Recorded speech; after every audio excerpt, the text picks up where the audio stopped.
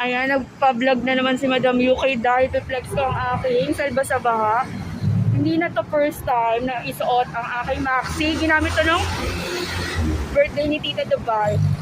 And my jacket.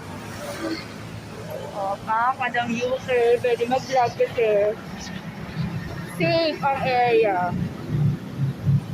Napupunta ako sa Mercury kasi hinihika si Madam.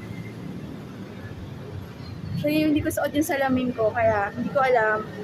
It's not muta, yung mga pulbong na sinaboy sa mukha. Ito yung salamin ko. Sa mga bago pa lang sa aking Madam UK channel, Practicality. Ngayon pag nakikita niyo mga ina-address ko, yun dahil hindi pa ko pa nasuot. Biktima kami ng Karina.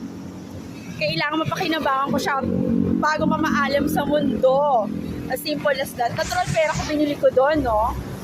Hindi mo pwedeng mamaalam na lang yung mga outfit ang hindi ko man lang nabangan. May hingal, diba? So, buti na lang, hika lang din ang binigay sa akin ng kalangitan. So, maliwanag na sa inyo lahat. Hindi ako ginaganahan magliteratura pag hindi nabubulo.